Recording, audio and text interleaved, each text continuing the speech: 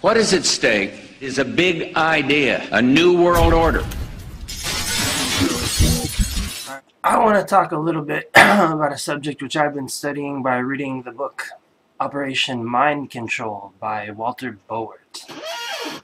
Basically, what Boert has done through Freedom of Information requests, actual interviews with former military victims of what he calls cryptocratic or the secret government's programs of national security, at least since World War II.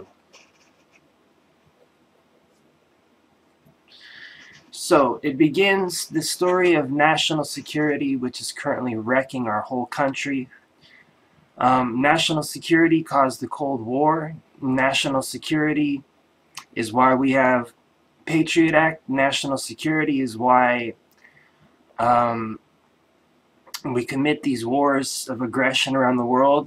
It came up during the Cold War. It said basically if we don't go out and conquer, then the Russians will do so and threaten our national security.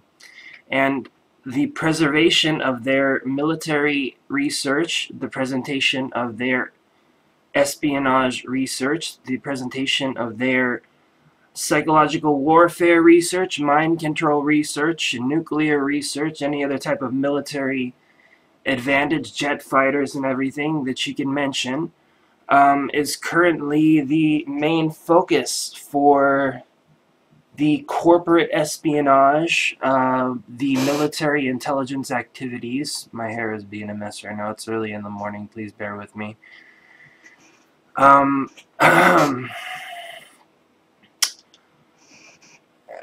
The people who are involved in this national security, what intelligent people who research the Illuminati refer to as the deep state. The deep state is basically the national security state.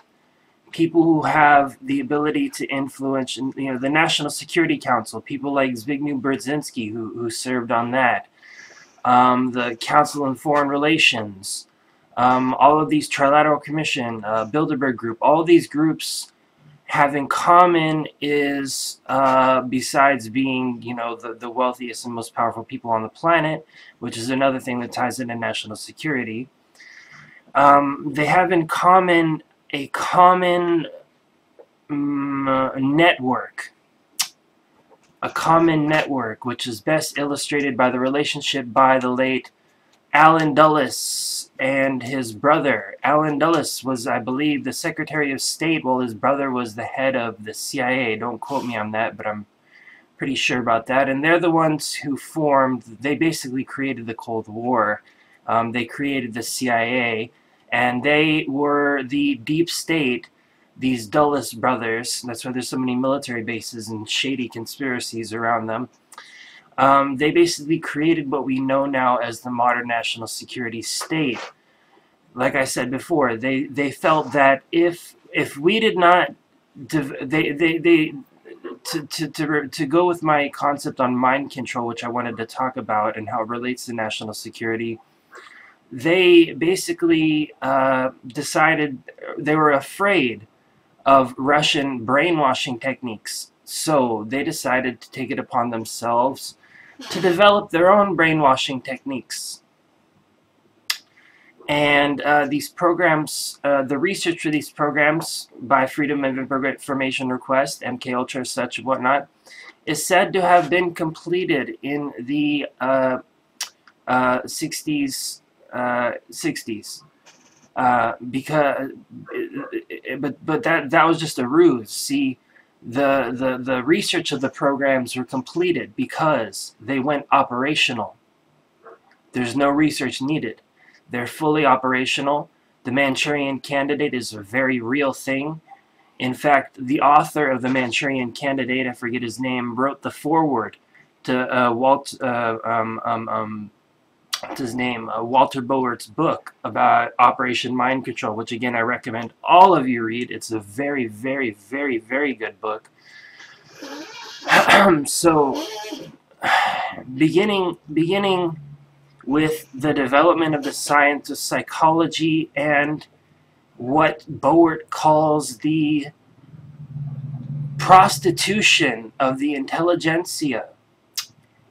The prostitution of the intelligentsia of the scientific community towards being given all this funding to research little bits and pieces of programs that were organized from higher up national security clearance type deep state people, so they didn't know the overall thing that they were working on. So there's a bit there that says that Timothy Leary, Dr. Timothy Leary, was being funded in part, his groups, to research LSD for the process of mind control.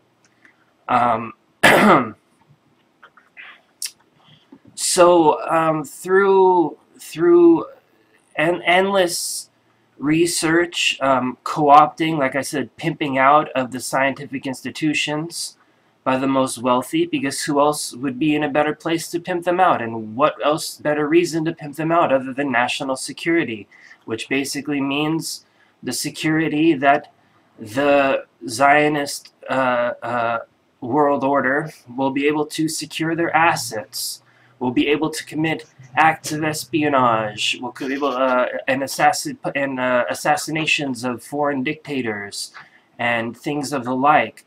So this all ties together. The mind control research is fascinating. It is a very real thing that intelligence agencies make use of mind control. Military makes use of mind control. Other intelligence offices make use of mind control. And what do I mean by mind control? Well, here we go. It's like the Pavlovian conditioning. Say I ring a bell, ding, and I feed a dog whenever I ring the bell. Over time, you can produce salivation in the mouth of the dog just by ringing the bell. That's called conditioned reflex. So that was the basis of this kind of study of how that you can use drugs, and that's why we always hear about the hello kitty, hello kitty, hello kitty, say hi kitty. That was the basis of the MK Ultra stories about CIA using LSD and whatnot. And so they experimented both with drugs, with ultrasonic waves. They experiment, and this is all documented, by the way. You can go in Operation Mind Control, Walter Boert's book, and read all about it yourself if you don't believe me. Or there's some interviews from him on YouTube which are very good. You should check it out. Walter Boert. Walter, B-O-W-A-R-T. So what they found out basically, and I'm just going to focus on mind control here and how it relates to national security. I'm not going to go too much into it because, of course, when you start to delve into these type of conspiratorial, if you want to call it that, deep state things, they all tend to tie into one another, just like the Iran-Contra tied into the Franklin scandal, tied into, which is another thing that I need to make a video about, Franklin scandal. That's coming up next. How they tie into drug running, how does it tie into killing dictators that we don't support. So through the Oliver North case, which broke in the 80s, the Iran-Contra case, we found out that the deep state was up to a lot of shady business. Business that involved continuity of government programs that would suspend the Constitution in the event of a quote-unquote national emergency. So you see here, this all relates to national security. National security has taken on a completely different meaning because these people are the ones who are threatening national security the most. National security to them, as I mentioned before, simply means the security of their assets and their power against foreign countries who would also engage in espionage, corporate espionage, and such in order to get these secrets. So, beginning with the beginning, the research started with military subjects, I believe. Right? There's pictures of innocent kids and rumors of innocent kids who have been subjected to this mind control apparatus. In fact, when I go through the Franklin cover-up in the next video, you'll understand what I'm talking about with the kids who were exposed to it. So basically what they would do is they used, and it's interesting because a lot of these techniques still come up today when we see pictures of Abu Ghraib, you know, where the military posted pictures of them abusing detainees. The mind control techniques developed still go on in Guantanamo Bay. And I believe that they still go on a mass scale through the media and through things like that. And through probably even more insidious ways that they've been able to develop since basically 50 years ago when they've mastered the techniques of mind control. Who the hell knows? They may be able to emit ultrasonic waves now from you know, and it's certainly been proven. There was a case where there was an American embassy in Russia, which the intelligence discovered that they were beaming waves of microwave radiation at the intelligence agency, which is again used in mind control. So basically, it starts with research into Pavlovian conditioning, conditioned reflex. It deeply involves trauma, what you might have heard the term trauma-based mind control. When you traumatize a person, and this is where the small children come into it, Paul Bonacci from the Franklin scandal said that they use children mostly. Ever wonder where all these abducted children come from? 500,000 abducted a year, 1 million abducted a year? Are there that many sexual predators out there, or are they being used for some kind of national security program? So anyway, and all these school shooters that have come out, are they mind-controlled hypno-assassins like Adam Lanza and that guy who shot up, I forget his name, James something, who shot up the Dark Knight Rises premiere? Could anybody argue that that guy who appeared in court looking all crazy and confused, can anybody in their right mind say that he hadn't been the victim of some kind of mind control program? Even people who had no idea about this thing thought that. So it began with use of mind-altering drugs, trauma, to make a person disassociate. When a person disassociates, basically, I'm going to read this from Wikipedia. Disassociation has been described as one of a constellation of symptoms experienced by victims of multiple forms of trauma, including physical, psychological, and sexual abuse, all known to be carried out during the MKUltra programs on their victims, as you can see in movies like The Bourne Supremacy. This is supported by studies which suggest that disassociation is correlated with the history of trauma. So, disassociation, when you're exposed to such incredible trauma, you disassociate from yourself. You retreat from yourself, and you are able to be, through hypnosis. I'm sorry if this doesn't all make perfect sense. I'm speaking in abstract psychological terminology, which I don't know 100% about, but I know enough because I've been studying this book, Operation Mind Control, to know about what it means. So the elites, or the national security state, say they want they're able to use this combination of drugs, prolonged sleep deprivation, disassociation through trauma, and then drugs, finally drugs and hypnosis, and exposure to audio visual simulation, which helps with the hypnotization process. So you can literally break a person's psyche down, regress them to the point of a blank state. And as you're repressing them, they develop dissociative multiple personality disorder. And so once you've broken them down and you've been able to implant your own multiple personality on top of these people, you can train them to be a assassin. You can train them to be anything that you want: a sexual slave, a prostitute, a drug mule, a politician, and Paul Bonacci, he mentioned that he was being groomed to become the German ambassador to the U.S. Let that sink in. And he had military training. Paul Bonacci was one of these boys picked up in the Franklin scandal, which I'll go on to later. I just wanted to throw in one more story about mind control. Is a story of Candy Jones, which is listed in the book Operation Mind Control by Walter Boert, where she was basically asked to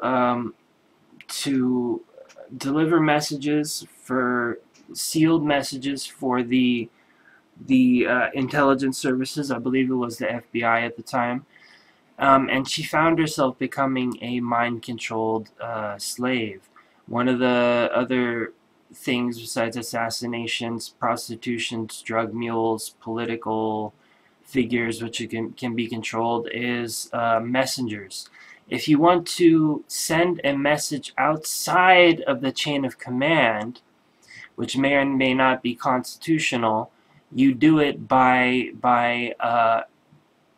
embedding it in a post-hypnotic block of your mind-controlled victim, and they can carry that message to the person that you're trying in the deep state, the person in the deep state, who you're trying to influence. And Candy Jones, who was a famous pinup model in the 50s, was used for this purpose by the deep state. So now we understand the science behind how mind control really works. It's a form of hypnosis and multiple personality disorder combined with drugs and trauma, which regresses a person's personality to the point where they disassociate from themselves, and you are able to program, just like a computer, program a new personality on top of that, and issue them. You're also able to, when they're hypnotized, you're able to issue them certain cues, like you will go and kill the Malaysian Prime Minister, meet such and such and such and such and such and such, and these are locked behind post-hypnotic blocks. So if they're able to, so if these agents are ever discovered and interrogated, it's impossible to find the truth, because they themselves, while they're not in that multiple personality that knows the truth, they themselves have no clue, literally no idea about anything about being a secret agent. They think of themselves as a you know, as a soldier or as a carpenter or something, but when in reality they're being used by the national security state as agents for, like I said, assassinations. Special ops is heavily used. Mind control is heavily used as special ops. In fact, Walter Boert has an interview which I'd like to read, but I'm not, because I don't want to make this a 50-minute video, about, maybe I'll read it later, read Boert. So anyway, so we've covered the basics. We understand how mind control works. You create multiple personalities who know nothing of the other personality, and you basically turn the person into a machine. You can tell them to do anything that you want. Like one of the persons that Boert interviewed, who is a former spec ops and who did research into things like this mind control, he said, like, okay, say for instance that we wanted a South American dictator killed. The guys would go down there and do their job, make sure nothing's sloppy, and at the end they would go to a hospital and they would get a medical treatment. And little did they know it, the doctors were hypnotizing them into forgetting everything they saw. That has a lot to, mind control has a lot to do with amnesia. So you can basically cover up any political misdeed that you do. Like, for example, I forget who it was who said that he believes that it's possible that one of these mind-controlled assassins carried out the 9/11 attacks. It's very possible that the mind-controlled assassins, like I said earlier, like Adam Lanza, carry out the mass shooting attacks in order to advance one of the elite's main agenda in America, which is to secure gun control and to ban assault weapons. You can use them as drug mules, as a lot of the kids were used in the Franklin scandal, which I will go into and talk about. So mind control can be used in a lot of different ways, but I want to tell you that it is real and it is being used, and it's one of the highly guarded secrets of the elite, one of the highest national security secrets. Very, very, very, very, very, very few people are allowed to know the full details of mind control. So, I mean, right now, it's just like the Bourne Identity. If you've seen that movie, go check out the Bourne series. It's literally just like that. There are a lot of movies about this, where you have a mind-controlled assassin with amnesia who doesn't know what he is or who he is, and yet he's a highly trained special force operative. And he has, you know, other mind-controlled assassins sent to him. That's what's going on in that movie. Is there anything else I can add here that I haven't talked about already? I hate making my videos so long. There was a rash of satanic ritual abuse in the 80s. They called it the Satanic Panic. There was some major events like the McMartin School, where kids were saying that there was tunnels leading underneath the house, underneath their school, to a house where they were satanically ritually abused. There was the Presidio scandal, where Colonel Michael Aquino, who is a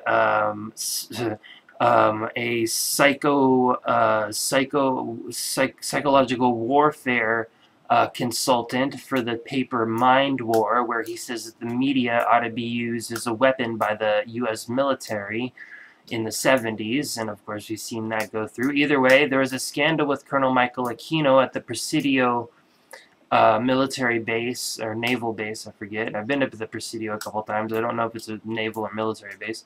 It's in San Francisco, and there was a big scandal and kids who claimed that they had been satanically ritually abused. And of course, more recently, you might have noticed there was a video that went viral where two kids were describing satanic ritual abuse at their school, Christchurch School in London.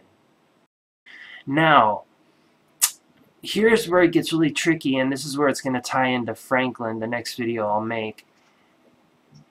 My conclusion from what I've read, because I've dug deep about all that, I've dug deep to understand all this kind of actual mind control from all the bullshit that you hear. The satanic part of it was always more like Kay Griggs. Kay Griggs is somebody who's her husband was a bigwig in NATO, and she knows about a lot of this stuff, about all the blackmail and all the stuff that goes on. So she said that And she said too that this type of satanic mind control conditioning was being done at the highest echelons of the military. And so we have multiple sources, actual, again, read Operation Mind Control. That is not a BS, New Age, conspiratard book. It is very, very well sourced and really gives a complete picture of what kind of power that is wielded using these mind control programs. So, hope you enjoyed this video, and I will be back for more. This isn't peace, by the way. This is victory. Victory for the righteous.